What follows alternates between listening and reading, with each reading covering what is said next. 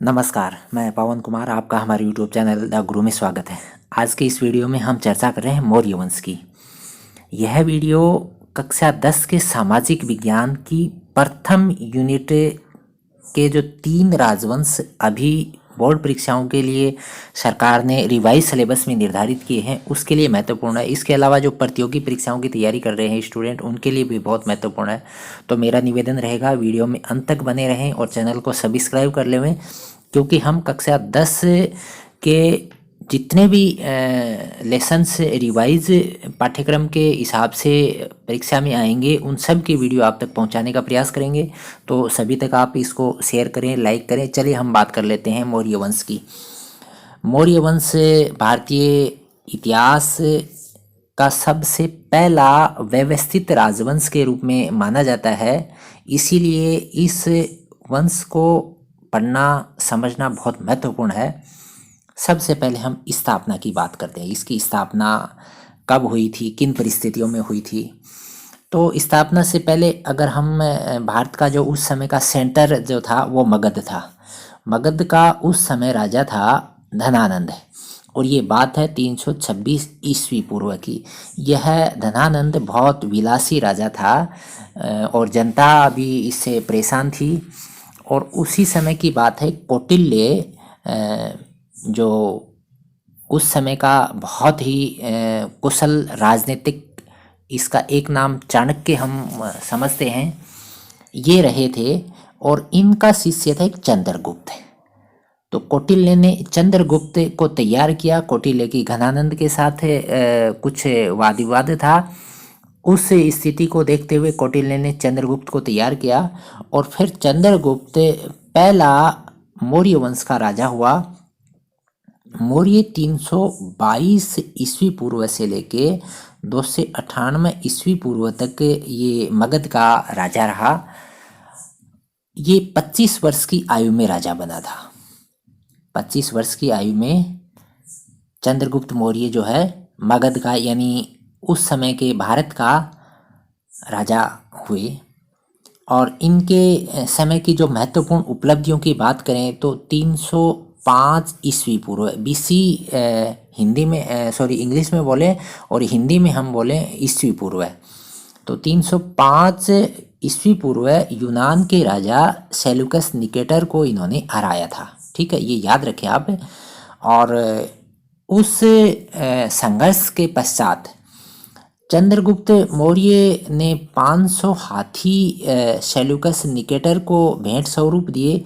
बदले में चंद्रगुप्त मौर्य को पूर्वी अफगानिस्तान, बलूचिस्तान और सिंध नदी के पश्चिम का जो क्षेत्र है वो प्राप्त हुआ। और साथ साथ में सेल्यूकस की पुत्री का विवाह भी चंद्रगुप्त मौर्य से किया गया। सेल्यूकस की पुत्री का नाम याद रखें, हेलेना था। उसका विवाह चंद्रगुप्त मौर्य से किया गया। और सेल्यूकस के यहाँ से एक दरबारी, जिसको राजदूत बोले, मैगस्थनीज, वो भी चंद्रगुप्त मौर्य के दरबार में आया। इस मैगस्थनीज ने एक किताब लिखी थी, इंडिका, ये भी आप याद रखें। अगर अंतिम क्षणों की बात करें, यानी वृद्धावस्था की, तो चंद्रगुप्त मौर्य ने जैन मुनि भद्रबाहु से जैन धर्म की दीक्षा ली। और ये बात है 298 ईस्वी पूर्व की, बीसी 298। और इन्होंने स्वर्ण बेलगोला, ये मैसूर कर्नाटका में है, यहाँ पर इन्होंने उपवास के द्वारा शरीर त्याग दिया था। ये बात है चंद्रगुप्त मौर्य की।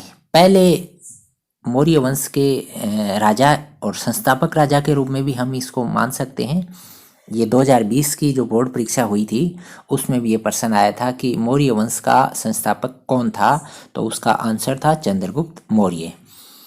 इसके बाद में इस राजवंश के दूसरे जो महत्वपूर्ण राजा थे वो बिंदुसार। ये चंद्रगुप्त मौर्य के पुत्र थे। और इनका एक अन्य नाम भी याद रखें, एमित्रोचेट्स। ये एमित्रोचेट्स का जो उल्लेख है ये यूनानी लेखकों ने दिया है। इसके साथ साथ में जो आप याद रखें, बिंदुसार के दरबार में यूनान के राजा एंटियोकस प्रथम ने एक राजदूत भेजा था। इसका नाम था डायमेकस। ये भी याद रखें, बहुत बार परीक्षाओं में पूछ लिया जाता है कि डायमेकस कौन थे। तो डायमेकस थे यूनानी राजा एंटियोकस प्रथम के राजदूत जो बिंदुसार के दरबार में आए थे। इसके बाद में इस राजवंश के सबसे महत्वपूर्ण राजा को हम समझें, ये थे अशोक महान। अशोक महान ये 273 ईस्वी पूर्व से लेके 232 ईस्वी पूर्व तक मगध पे इन्होंने राज किया, यानी भारत के राजा रहे। इनके अन्य नाम भी आप याद रखें, ये अन्य नाम हैं देवानी पिये और देवानी पियदसी। ये भी परीक्षाओं में पूछ लिए जाते हैं कि देवानी पिये जो नाम है ये कौन से राजा के हुए हैं। इनका विवाह जो है विदिशा की राजकुमारी, इसका बहुत सारे अभिलेखों में उल्लेख रानी कारुवाकी के रूप में भी हुआ है। इनकी पुत्री का नाम संगमित्रा और पुत्र का नाम महेंद्र आता है। और इनके समय की जो महत्वपूर्ण उपलब्धियां ध्यान में रखें, इनके राज्याभिषेक के 8वें वर्ष में, यानी ये बात है 261 ईस्वी पूर्व की, कलिंग पे आक्रमण हुआ। यानी कलिंग का जो युद्ध है वो वर्ष है 261 ईस्वी पूर्व, और ये बात है यानी अशोक के राजा बनने के 8वें साल की। और इस युद्ध के पश्चात जो बातें हुई वो याद रखने वाली बात है। साथ साथ में एक बात और याद रख लें, कलिंग के राजा थे उस समय नंदराज, ये कलिंग उड़ीसा में है। और इस युद्ध में जो नरसंहार हुआ उसके पश्चात अशोक ने बौद्ध धर्म ग्रहण कर लिया और अशोक ने धम्म घोष अपना लिया। धम्म घोष से पहले की बात करें तो ये भैरी घोष था, यानी अशोक ने बहुत सारे क्षेत्रों पे आक्रमण करके उनको अपने साम्राज्य में मिला लिया। ये भारतवर्ष का सबसे विशाल साम्राज्य अब तक का हुआ है। अशोक ने धम्म घोष अपनाने के पश्चात बहुत ही धार्मिक कार्य किए, और उन कार्यों में महत्वपूर्ण जो कार्य है, उस समय जो बौद्ध धर्म के यानी जिनको हम धर्म गुरु बोलें, उनके लिए बहुत सारे काम किए। उस कामों की श्रेणी में बारबर की जो पहाड़ियाँ थी उनमें जो आजीवक जो बौद्ध धर्म के प्रसारक थे उनके लिए गुफाएं बनवाई। इन गुफाओं के नाम याद रखें, ये 4 गुफाएं थी, सुदामा, चापार, विश्व झोंपड़ी, करण। ये 4 गुहाओं का निर्माण अशोक ने करवाया। इसके साथ साथ में जो महत्वपूर्ण उपलब्धि है वो भी याद रखें, 10वें साल यानी राज्याभिषेक के 10वें साल इन्होंने बोध गया की यात्रा की, और 20वें साल इन्होंने लुम्बिनी की यात्रा की। ठीक है, ये लुम्बिनी जो है इसको हम कपिल वस्तु के नाम से भी याद रखें, इसकी यात्रा की। इन यात्राओं को धम्म यात्राएं कहा गया। ठीक है, इसके बाद में जो महत्वपूर्ण शब्द हैं उन शब्दों को समझ लें। अशोक के समय जिन शब्दों का ज़्यादा प्रयोग रहा है और जो हमारे परीक्षाओं के लिहाज से बहुत महत्वपूर्ण है, सबसे महत्वपूर्ण जो शब्द चलता है वो धम्म। धम्म क्या था? धम्म था अशोक ने मनुष्य की नैतिक उन्नति हेतु, ध्यान रखें कौन सी उन्नति है? नैतिक उन्नति हेतु जिन आदर्शों का प्रतिपादन किया वो धम्म कहलाए। ठीक है, यानी क्या थे? ये आचार संहिता संबंधी आदेश थे। ये इनमें वो सारी बातें थी जिनके तहत उसको क्या करना है, क्या नहीं करना है, और जो भी उनके प्रचारक होते थे उनको क्या करना चाहिए, ये सारी बातें जो सम्मिलित होकर धम्म कहलाई। इसके बाद में जो दूसरा महत्वपूर्ण जो शब्द आप याद रखें वो धम्म यात्रा। ये धम्म यात्रा क्या थी? ये बौद्ध धर्म के जितने भी महत्वपूर्ण स्थल थे उनकी यात्राएं करना, ये धम्म यात्राएं कहलाई। और इन यात्राओं के अंदर जो महत्वपूर्ण काम हुआ उसमें ब्राह्मण, श्रमण और वृद्धों को स्वर्णदान, ये काम राज्य के द्वारा यानी राजा के द्वारा करवाए गए। इसके बाद में जो अन्य महत्वपूर्ण शब्द हैं उनमें आता है एक अनुसंधान। अनुसंधान क्या था? अशोक के समय में जो राज्य यानी राज के कर्मचारी थे उनमें कौन कौन से जो कर्मचारी महत्वपूर्ण, प्रादेशिक, राजयुक और युक्तक, इनको कुछ टारगेट दिए थे। इनमें जैसे प्रति 5 वर्ष यानी हर 5 साल बाद में वो जो कर्मचारी है वो धर्म प्रचार के लिए यात्रा करेगा। और ये जो यात्राएं हैं, इन यात्राओं का अभिलेखों में जो वर्णन है ये अनुसंधान के रूप में है। ये चीज़ है अनुसंधान। इसके बाद में जो अन्य महत्वपूर्ण शब्द है वो है धम महामात्र। धम महामात्र, ये धम महामात्र क्या थे? ये अशोक ने अपने राज्याभिषेक के 14वें साल पर इनकी नियुक्ति की थी। और इनका क्या काम था? ये जनता में धर्म यानी धम्म प्रचार, धर्म शब्द नहीं है, ध्यान देना, धम्म प्रचार करना। इसके अलावा जो भी कल्याणकारी कार्यों के लिए उनको प्रोत्साहित करना। इसमें सभी तरह की बातें आ जाती थी। दानशीलता की है, कैदियों को कारावास से मुक्त करना या उनकी सज़ा कम करना, परिवारों की आर्थिक सहायता, ये सब चीज़ें उसमें उल्लेखित होती थी।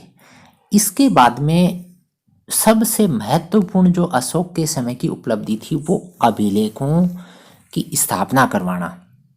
यानी अशोक ने जो भी प्रजा को संदेश दिए यानी संबोधन दिया, उनको बड़े बड़े शिलालेखों पे या कई स्थानों पे छोटे शिलालेखों पे उनका उल्लेख करवा दिया। ये थे अभिलेख। और ये प्रेरणा अशोक को कहाँ से मिली थी? ये ईरान के राजा थे दारा। ठीक है, यहाँ भारतीय अभिलेखों में इसका नाम मिलता है दारा और ईरानी अभिलेखों में इनका नाम मिलता है डेरियस प्रथम। इनसे ये प्रेरणा मिली थी। और इन अभिलेखों पे यानी जो पत्थरों पे जो लेख छपे हुए थे, उन लेखों की अधिकांश की लिपि कौन सी थी? ब्राह्मी। कुछ एक जो लेख थे वो खरोष्टी लिपि में भी थे। इनमें महत्वपूर्ण है जैसे मनसेरा और शाहबाजगढ़ी के जो लेख थे। ये एरिया है आपके पश्चिमोत्तर भारत का।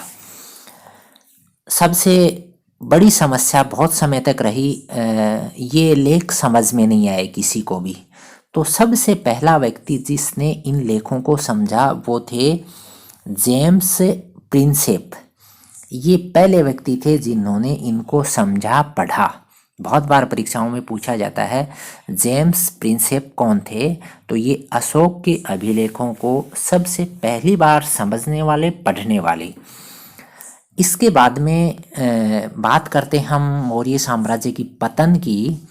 तो मौर्य साम्राज्य ज़्यादा समय तक नहीं चल पाया। हमने समझा कि 322 ईस्वी में चंद्रगुप्त मौर्य राजा बने और अशोक जो थे वो 232 ईस्वी तक रहे। यानी ये 40 साल तक इन्होंने राज किया और 232 ईस्वी पूर्व इनकी मृत्यु होती है। तो इस समय तक का जो साम्राज्य था बहुत ही शानदार साम्राज्य रहा। उसके बाद में जो राजा हुए वो योग्य नहीं हुए। अशोक के बाद में कुणाल राजा बने। उसके बाद में अंतिम राजा की अगर बात करें तो ये थे बृहद्रथ। ठीक है, ये अंतिम राजा थे।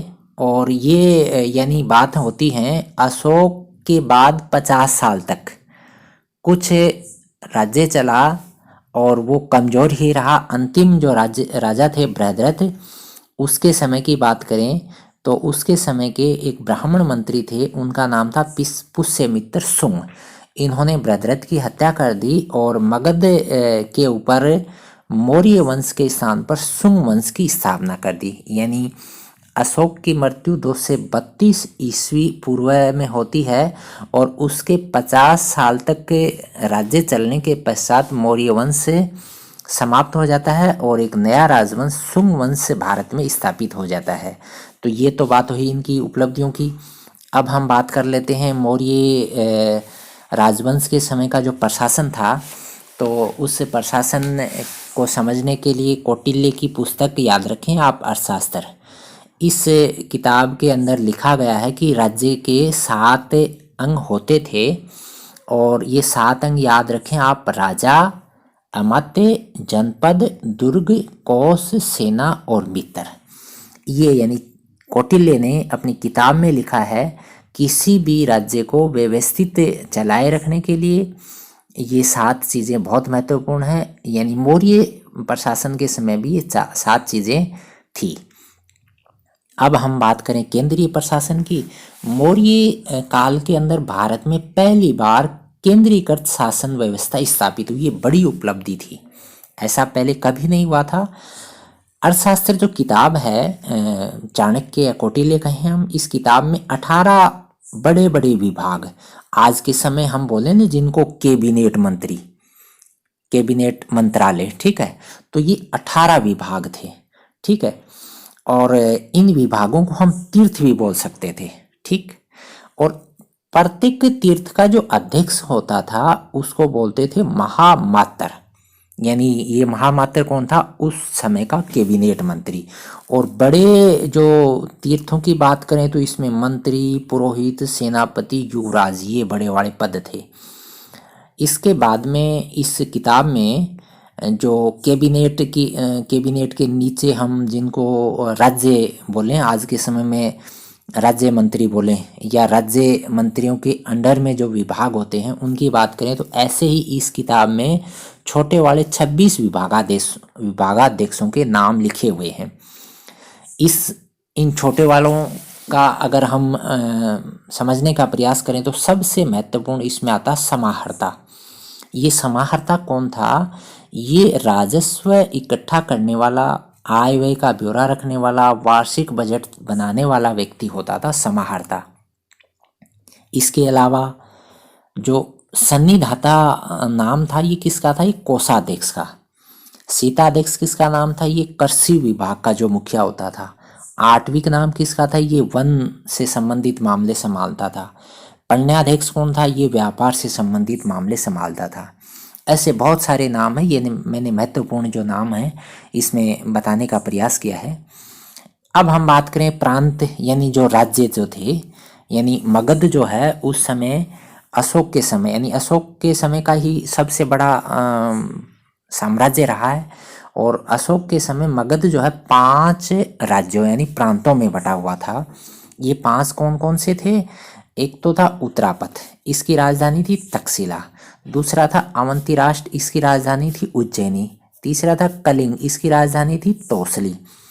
और चौथा था दक्षिणापथ, इसकी राजधानी थी सुवर्णगिरी। और 5वां था मध्य देश, इसकी राजधानी थी पाटलिपुत्र। ये 5 प्रांत उस समय हुए हैं। और अगर प्रांत के प्रशासक की बात करें, प्रांत का यानी मुखिया, तो वो उस समय जो भी राजा, उसका राजकुमार या आर्यपुत्र कहें, ये प्रांत का मुखिया होता था। प्रांत जो है विषयों में बटा रहता था और विषय का जो मुखिया था वो विषयपति होता था। विषय के नीचे जिले होते थे, जिले का मुखिया स्थानिक कहलाता था, ठीक है। और एक शब्द और याद रखें आप, गोप। ये बहुत बार परीक्षाओं में पूछा है कि गोप कौन था मौर्य समय में। गोप था प्रशासन की सबसे छोटी इकाई का मुखिया। ये सबसे छोटी इकाई कौन सी थी? ये 10 गांवों का एक समूह होता था। उस समूह को सबसे छोटी इकाई माना गया और उसका मुखिया था गोप। अगर हम शहरों की बात करें तो शहरों का कंट्रोल 30 मेंबर्स की एक कमेटी थी। और ये जो पूरी जो 30 मेंबर्स वाली कमेटी है, इसका वापिस सब डिवाइडेशन होके 6 समितियां होती थी। यानी 5 व्यक्तियों की 6 समितियां थी ये। अगर सेना की बात करें तो उस समय सेना के अंदर 5 विभाग थे: पैदल, अश्व, हाथी, रथ और नौसेना। ये 5 विभाग उस समय सेना के होते थे। अगर हम न्याय की बात करें, मौर्य प्रशासन के समय न्याय जो है, न्याय के लिए सर्वोच्च न्यायालय जो होता था वो केंद्रीय न्यायालय, वो राजा के पास था। और ये कहाँ पर था? पाटलिपुत्र, यानी मगध की राजधानी उस समय कहाँ थी? पाटलिपुत्र। और जो नीचे जो न्यायालय होते थे वो 2 तरह के न्यायालय थे। पहला तो धर्म स्थीय। ये धर्म स्थीय कौन से न्यायालय थे? ये दीवानी तरह की अदालत थी। इसमें क्या होते थे, दीवानी मामले, जिसमें क्या आ जाएगा आपके चोरी डाके लूट, ये सब इसमें आते थे। दूसरी जो न्यायालय थी ये थी कंटक शोधन, ये फौजदारी अदालतें होती थी। ये कुल मिला के 2 तरह की उस समय न्यायालय होती थी। अब हम समाज की व्यवस्था की बात कर लें। समाज व्यवस्था मौर्य समय में चाणक्य के अनुसार 4 वर्णों में बटी हुई थी, यानी 4 वर्णों का उल्लेख अपनी किताब अर्थशास्त्र में चाणक्य करते हैं।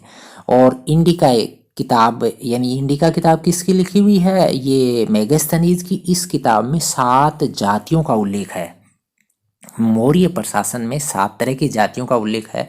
ये कौन कौन सी जातियाँ, ये बहुत बार परीक्षाओं में पूछा गया, बहुत इंपॉर्टेंट पर्सन है ये 7 जातियों में पहली तो दार्शनिक के रूप में, दूसरी किसान के रूप में, ठीक है, और तीसरी पशुपालक और शिकारी, ये एक ही वर्ग था।